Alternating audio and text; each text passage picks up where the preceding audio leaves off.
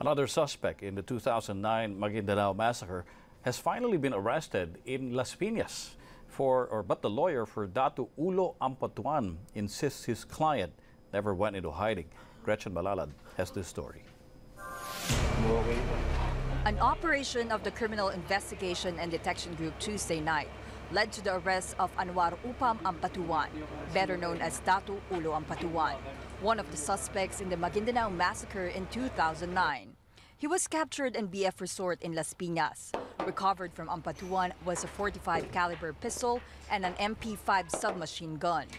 Part of our effort to intensify our campaign against most wanted person based on the warrant of arrest issued by Judge Reyes, yun ang naging parang basis for the arrest.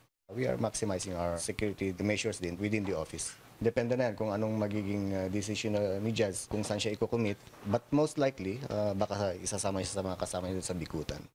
Datu Ulo is a grandson of former Maguindanao Governor Andal Ampatuan Sr. and son of former Sharif Agwak Mayor Anwar Ampatuan Sr. He is the fifth in the list of suspects. Datu Ulo is said to have been one of the gunmen during the massacre. The prosecution and relatives of the victims hailed his arrest. Natutuwa kami at yung mga kliyente namin na nahuli na nga si Datu Ulo. At yung panawagan namin, talagang hulihin pa yung mga 100 plus na at large. Meantime, Attorney Harry Roque said in a text message, each arrest is a step closer to achieving justice for the victims. From Camp Crame, Datu Ulo was turned over to the Quezon City RTC to face Judge Jocelyn Solis Reyes.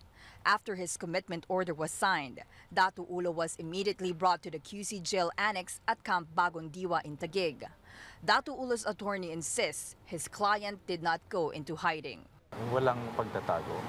In fact, he's always been there ever since. He continues to say and to believe that he's innocent. He hasn't committed any crime, and therefore, there's actually no reason for him to be arrested and incarcerated. Datu Ulo is the 102nd Maguindanao massacre suspect arrested. 94 others are still at large. Datu Ulo's arraignment had been set on September 5 at Camp Bagong Diwa. Gretchen Malalad, ABS-CBN News.